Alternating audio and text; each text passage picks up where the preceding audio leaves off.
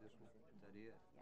And then I think there's 2 on the consent agenda, so I'll just. Catch them all when you Okay. do it one time. Yeah, Okay? I will. And I'll Great. probably remain up here for the consent agenda, but I'm going to leave the room for old business. That's what. No reason to leave. No reason to leave if you're not going to vote, is it? No, but she advised me to, so. You want to go get in a sack somewhere or what? All right, let's go do. Hey, you know. Meeting come to order, please. Roll call. Press your roll call button.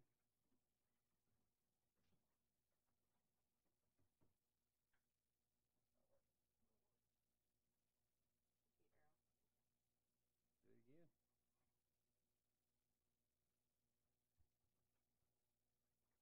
Record it. Staff announcements. Mike, you got any? I do have a few things. First, to begin, as all of you know, we lost a truly great one this week when Jack Walton passed away on Sunday morning. Jack, of course, was a tremendous public servant for Williamson County, and he left his mark on this community in many different ways. He served on the county commission for the last 2 decades. And served as chairman of that commission for the last 8 years. And of course, Jack was a very dedicated and very valuable member of this commission for the past 12 and a half years. It's not easy to wear both of those hats, a county commissioner and a planning commissioner, but Jack did that very well and did that with a great deal of integrity. Amen. But as great of a public servant as Jack was, I think those of us who knew him know that he was an even better person.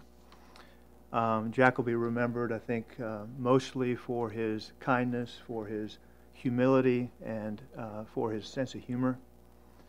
And I know I speak for all of us when I say that his family is in our thoughts and our prayers this evening. It has been our practice to observe a moment of silence in these kind of circumstances, and I think it's appropriate for us to honor Jack in that way now.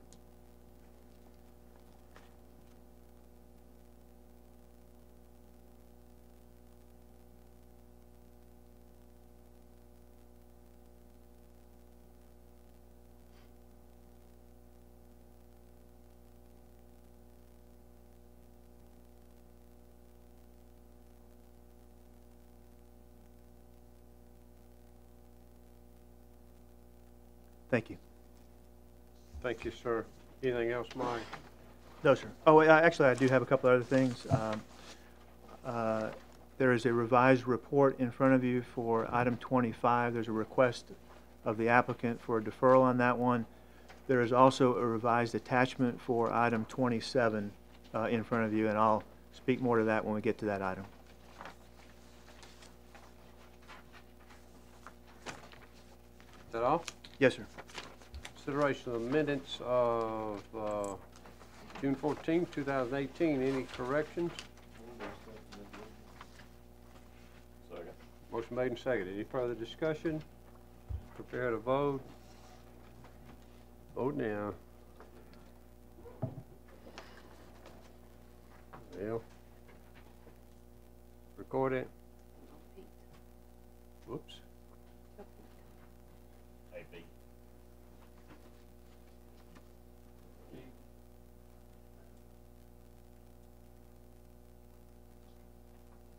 Now recorded. Thank you. Consideration of the consent agenda. Any commissioner wishing to remove an item for separate discussion, please say so now. Yes, ma'am. You? Yes, oh, I thought you said Sam. No. Out of abundance of caution and due to a direct or indirect conflict, I'm going to remove or recuse myself from the consent agenda and anything to do with King's Chapel this evening. That was agenda item 25? 26, and then on the consent agenda. Okay. Thank you, ma'am. Anyone else? take the consent. Mike? Okay, thank you. Starting with item number 3, Arrington Ridge, Section 5. It's a performance bond for water for $85,000. The recommendation is to reduce them to maintenance in the amount of $12,750 for a period of 1 year. Item 4, Arrington Ridge, Section 5, performance bond for the wastewater collection system, $125,300. Recommendation, extend in the current amount for a period of 6 months. Item 5, Arrington Ridge, Section 5, performance bond for roads, drainage, and erosion control, $580,000. Recommendation, extend in the current amount for a period of 1 year. Item 6, Blackberry Ridge, performance bond for landscaping, $9,900. Recommendation, reduced to maintenance in the amount of $2,900 for a period of 6 months. Item 7, Blackberry Ridge, performance bond for roads, drainage, and erosion control, $295,000. Recommendation, extend in the current amount for a period of 1 year. Item 8, Chardonnay, Section 3, performance bond for roads, drainage, and erosion control, $130,000. Recommendation, extend for a period of 1 year. Item 9, Hart's Landmark, performance bond for landscaping, $110,600. Recommendation, extend in the current amount for a period of 6 months. Item 10, Kings Chapel, Section 5, maintenance bond for roads, drainage, and erosion control, $81,000. Recommendation, extend in the current amount for a period of 1 year. Item 11, Kings Chapel, Section 7, maintenance bond for roads, drainage, and erosion control, $75,000. Recommendation, extend in the current amount for a period of 1 year. Item 12, Southern Preserve, Section 1, performance bond for roads, drainage, and erosion control, $100,000. Recommendation to convert to maintenance in the amount of $80,000 for a period of 1 year. Item 13, Southern Preserve, Section 2, performance bond for roads, drainage, and erosion control, $200,000. Recommendation, convert to maintenance in the amount of $175,000 and extend for a period of 1 year.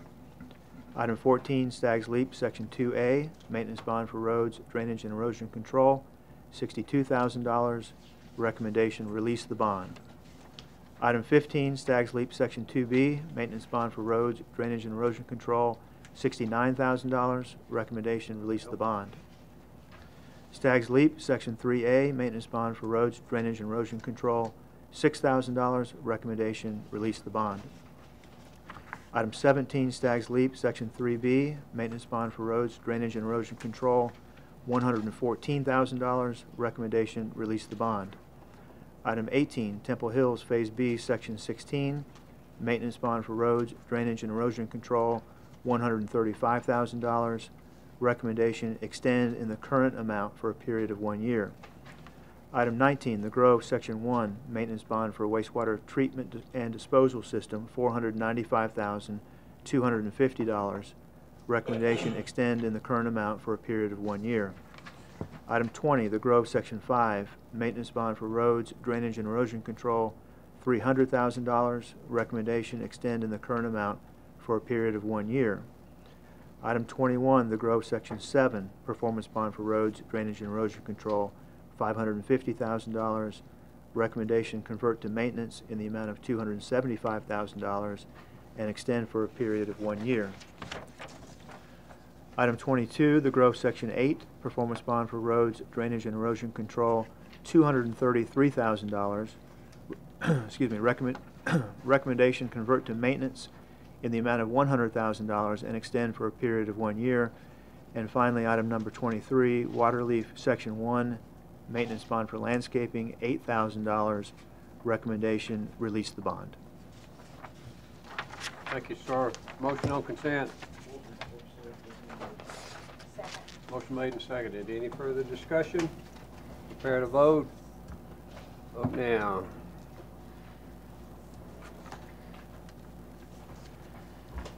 Aye. There you go. Thank you. Motion carries. Under old business, final plat review for Hawthorne, large lot easement subdivision containing 5 lots on 28.7 acres located off of Paytonsville, Trinity Road in the 12th voting district. Staff? Thank you, Mr. Chairman. The property is approximately 29 acres in size and is located off Paytonsville Trinity Road approximately 3/4 of a mile south of Crowder Road. The applicant is requesting approval of a large lot easement subdivision in order to create 5 lots off a new 50-foot ingress-egress utilities easement. The site slopes steadily upward from the east to a hilltop in the west.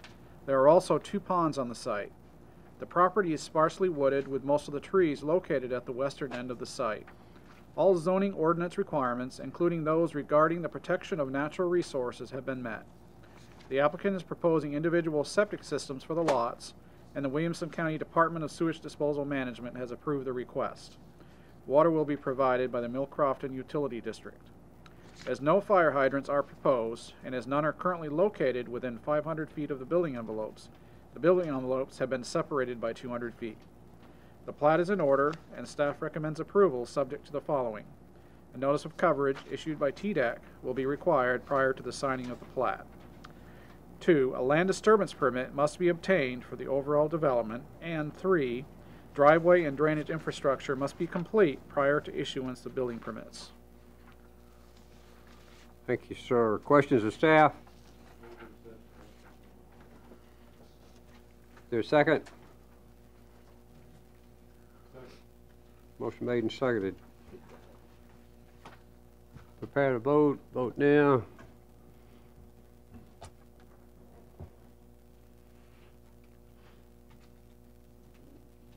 Motion carries. Thank you. Agenda item 25.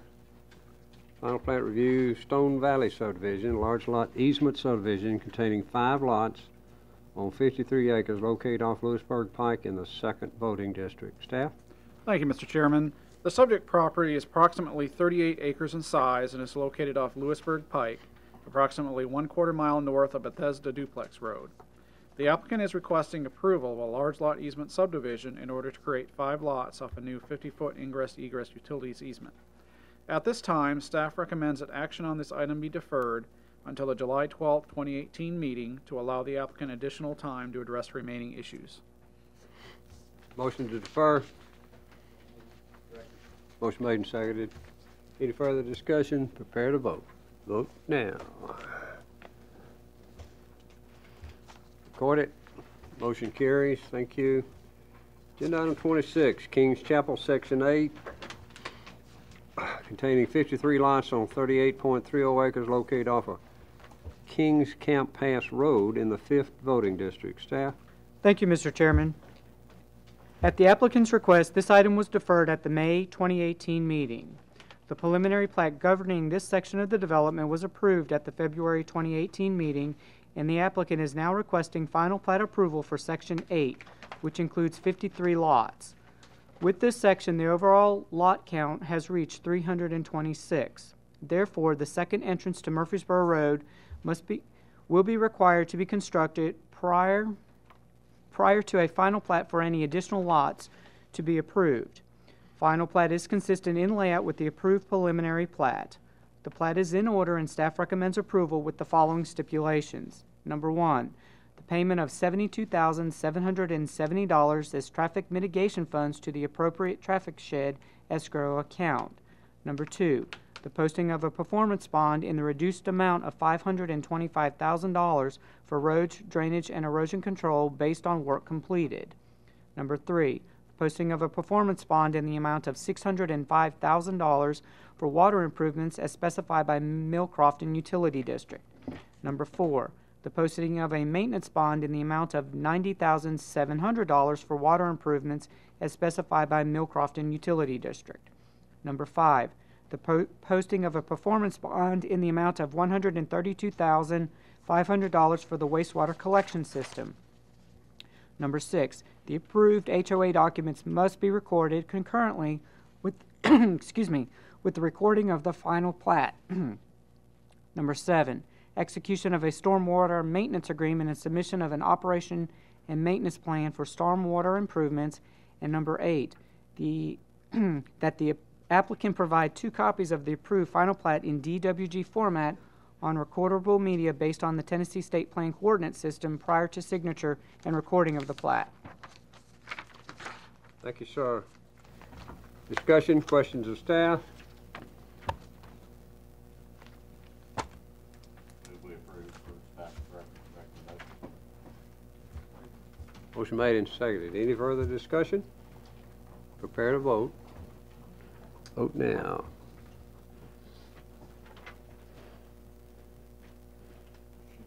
Holly?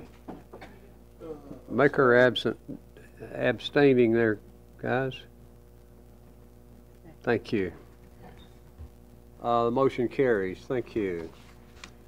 Public hearing, amendment to Article 11 of the Williamson County zoning ordinance regarding mobile home vendors in the Grassland Village Character 4 and Municipal Growth Area Hamlet. What did I say? Mobile homes. Oh, that would get some eyes up, wouldn't it? Mobile food vendors, mobile home vendors in the Grassland Village and Municipal Growth Area Hamlet zoning district. For those of you in the audience who wish to make a comment on this, our procedures are staff will make a presentation. At its conclusion, you'll be invited to come to the podium and make your comments. Staff? The zoning ordinance currently allows a number of temporary uses on private property. Examples of temporary uses that may currently be approved include produce stands, the sale of seasonal items such as flowers, pumpkins, and Christmas trees, and fireworks stands. These uses are permitted for a specified period of time, after which they must be removed. Recently, staff has received a couple of requests from property owners who wish to temporarily locate a food truck on their currently underutilized commercially zoned properties, one in the Grassland Village and one on Carters Creek Pike. However, the zoning ordinance currently does not list food trucks as an allowable temporary use. This text amendment would add food trucks as a permitted temporary use in the Grassland Village Character 4 and Municipal Growth Area Hamlet zoning districts, subject to issuance of a temporary use permit. Various location and site requirements, as well as operational standards, have been developed to help ensure that these temporary uses will not create negative impacts on surrounding properties. Staff recommends approval of the proposed text amendment. Staff also recommends that the attached resolution be forwarded to the County Commission for adoption. I mentioned at the beginning of the meeting that you have before you a revised attachment related to this, the text amendment itself. This is a text amendment that Jack asked us to write and wanted to sponsor. And he did that in response to a specific request by a property owner in the Grassland Village zoning district. When I shared the draft regulations with them, they requested a change, which I'll describe in a minute. We thought about that and talked about it internally and felt like it was a change that we were willing to write. Previously, we had the draft written to where if you had a food truck as a temporary use, that couldn't operate simultaneously with another temporary use like a produce stand or a seasonal sales stand. However, after talking to that property owner, we have revised the regs. The section that is changed is highlighted in yellow in front of you, that would allow a food truck to operate simultaneously only with one single produce stand slash seasonal sales temporary use, if the property is at least an acre in size and if it can be demonstrated that adequate ingress and egress and parking and pedestrian and vehicular circulation can be accommodated. We specifically referenced the produce stand and seasonal sales, which are listed as one additional temporary use in the zoning ordinance rather than some others, mostly because one of the other temporary uses is a fireworks stand, and we felt like with the food truck and the cooking operations that just wouldn't mix. So that's the rationale for that. That's revised in front of you. We So did clean up. fireworks is not seasonal sales? Fireworks stands are listed separately in the temporary use section. Okay. We made a couple of typo changes, but other than that, that's the only change from what you received in your packet. Anyone in the audience wish to make a comment on this? We'll open the public hearing at this time. Anyone? Public hearing is now closed. Discussion? Questions of staff? Primary and temporary. permit has to be in use at the time the temporary program for the food truck is used. I'm sorry, can you ask that question again? Does the primary temporary use, like a produce stand or Christmas tree stand, have to be in use at the time the I follow you. food truck temporary use is? No, someone could receive a temporary use permit for just a food truck on a property, and that's the only temporary use. But they could, the way this is written, also locate a food truck if there is also a produce stand or a seasonal sales use. What does the word temporary mean? Means that it's not a permanent use that can be on there always. This would allow a temporary food truck as a temporary use for up to 6 months out of the calendar year. However, in the operational standards, there's a requirement that they'd have to move the food truck off the premises after close of business each day and move it back the next day. Say that again. You gotta go And home. last Gotta go week, home in the truck. Yeah, after operating hours are over with, they've got to clean up and remove the truck for the rest of the night, bring it back when operating hours may begin again the next day. Don, do you have a question? Yes, it's nothing we control, but just out of curiosity, who controls the, as far as the health department and stuff with these trucks? Is there any control over that? I believe so. I believe the state health department regulates The any state- food service use, including food trucks. Okay, thank you. Holly? I've got a couple questions. One question, this is just for Grassland. So what if any of the other villages wanted to have food trucks?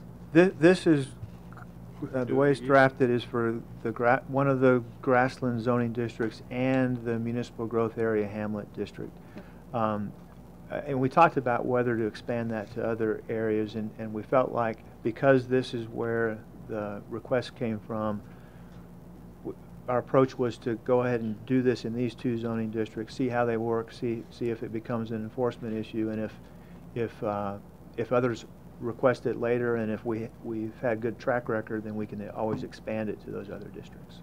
So then does that mean, like for Leapers Fork, that food trucks aren't allowed, or they would just have to apply for a permit? They would Or do is that it- in association with events. I'm sure that Okay. with the many events that Leapers Fork has, that there's probably food trucks a lot, and that's fine. That's a completely separate deal. Yeah, because I mean, the downtown part of the village is commercially zoned. Right.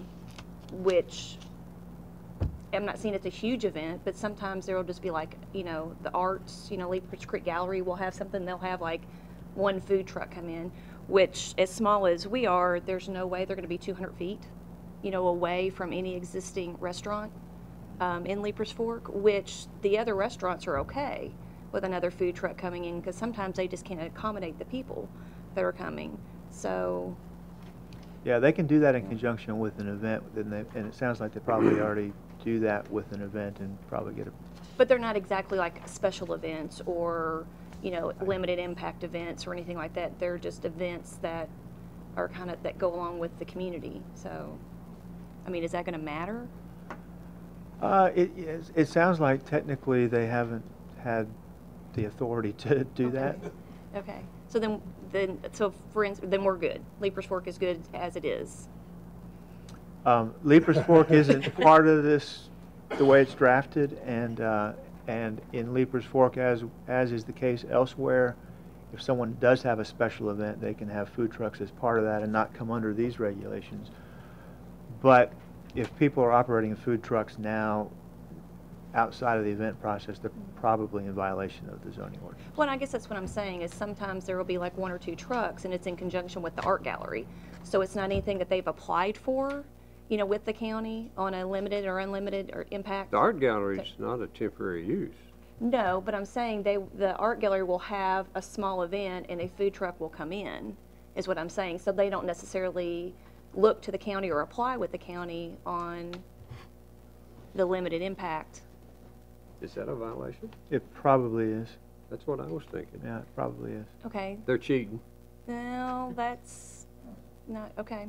By the Well, no, technical- what I've been told though too, part of doing business in a commercially zoned area or having some of these events, so they don't have to apply, you know, for a permit, or they don't have to, you know, submit an application, because it's a part of doing business. Now, we do have something in the zoning ordinance that allows incidental uses if something is just a customary part of doing business. Right. As an example, you know, restaurants can have a band and often do, and they don't have to get a special event permit. So it could fall And under that's something what like I was thinking, that kind of fell under, because it's not like every weekend all the time, but I know, It could fall under that. These It's maybe particular once a examples year. happen to be vacant properties that are Okay. underutilized, and where they would get a temporary use permit for just a temporary use that operates outside of, you know, not in association with an existing permanent use. okay.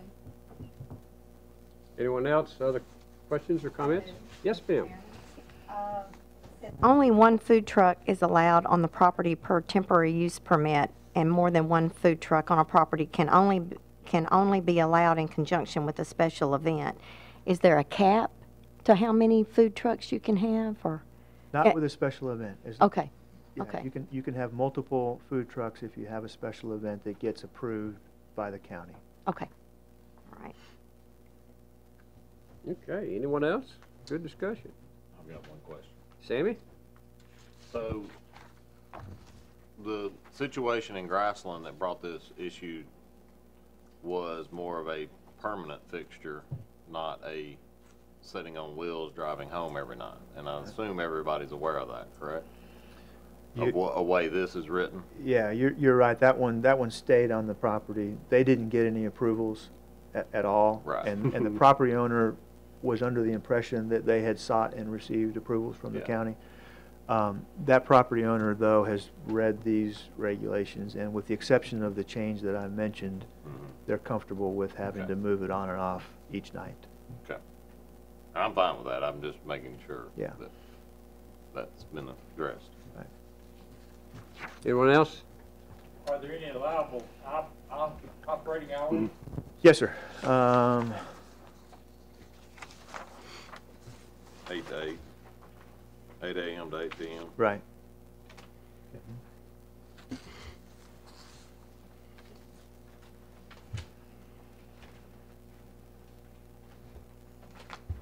Anything else? We got it covered? There a motion? Second. Motion made and seconded. Any further discussion? Prepare to vote. Vote now.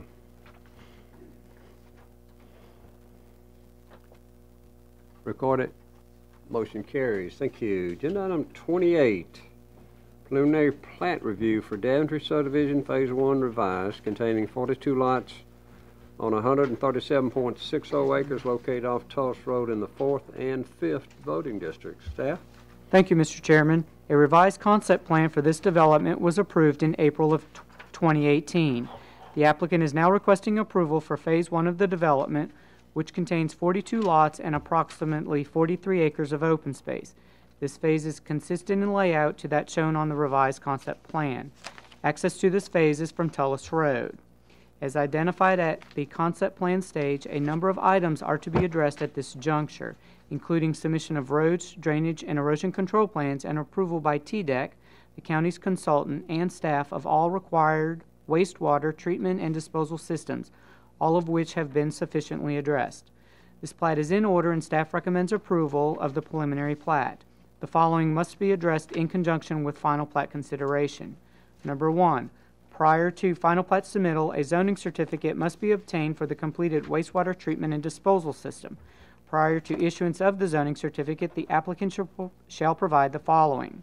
A letter from TDEC indicating that said system was installed and is functioning.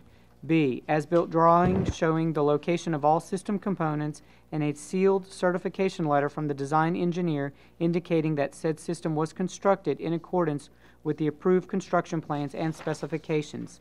C, a letter from the owner/utility provider indicating that it has accepted said system and is currently operating same.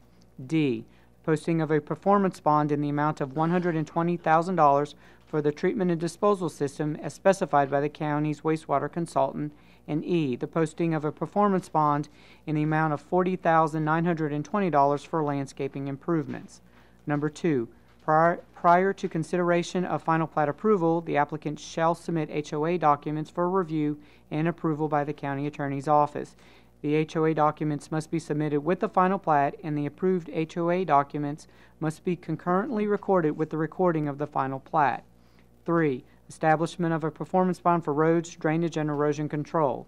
4, establishment of a performance bond for water improvements in favor of Millcrofton Utility District.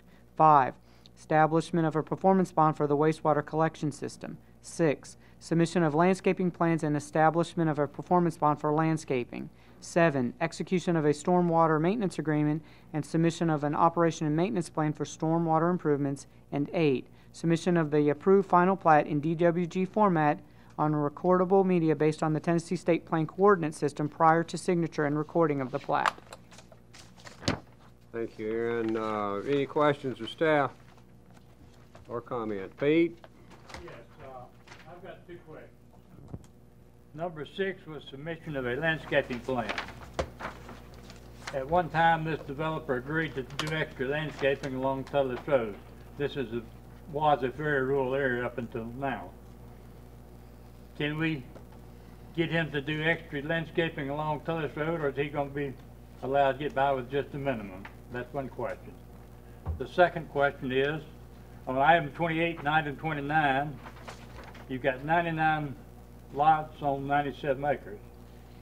This is by far the most dense development off Clovercroft Road.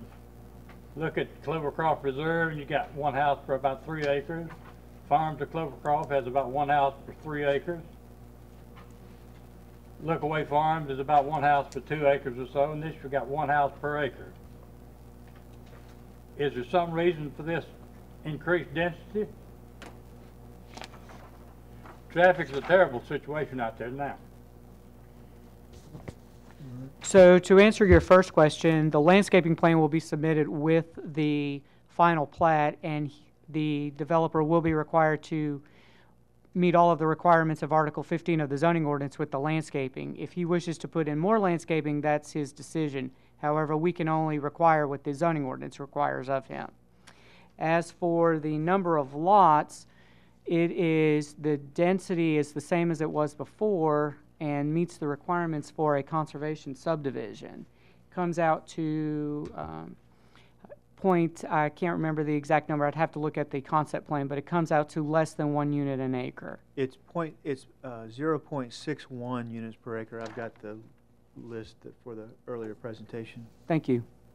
A while ago, when the presentation was made on conservation subdivisions, you listed 4 subdivisions.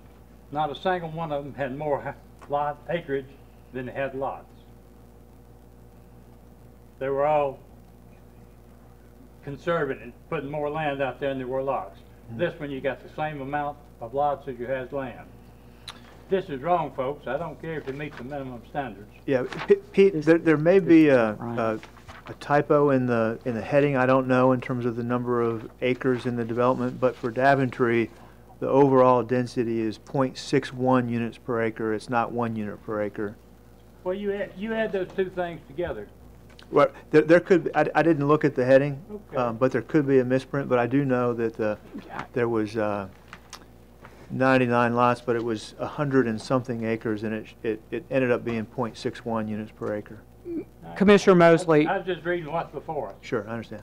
Commissioner Mosley, on item number 29, when the original submittal was given to us, this was higher, and so when phase 1, item 28, the item we're discussing now, was resubmitted to us, the acreage came down. So the one on 29 was given to us when it was first submitted. The applicant's requesting deferral. I'll get to that one on item 29. So they did not correct the numbers for us, but when this comes back into us next month, it will have the correct acreage and lot numbers on it.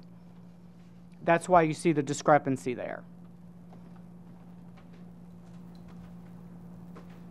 It was a discrepancy in the submittal process from one section from one phase to the next. But where's the imbalance? The imbalance is on item 29. So there's more acres than 24? Yes, there's more acres on that one. That's correct, yes. Do you know how many? No, I do not. Richard, do you know how many acres is on Phase 2?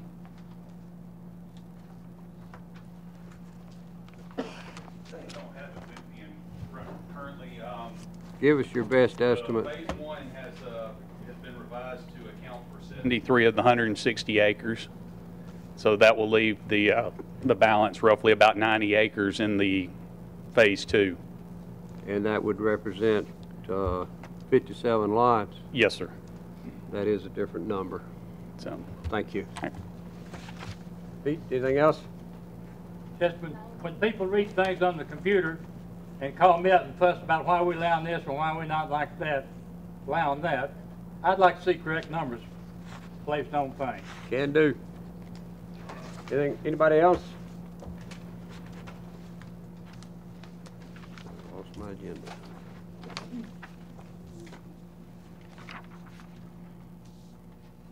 Any other discussion?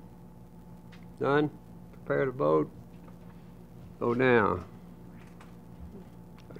We did get a motion. I'm sorry. I thought I heard a motion before we went to discussion. My bad. Is there a motion?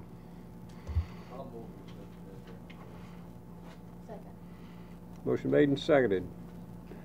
Any further discussion? Now let's vote.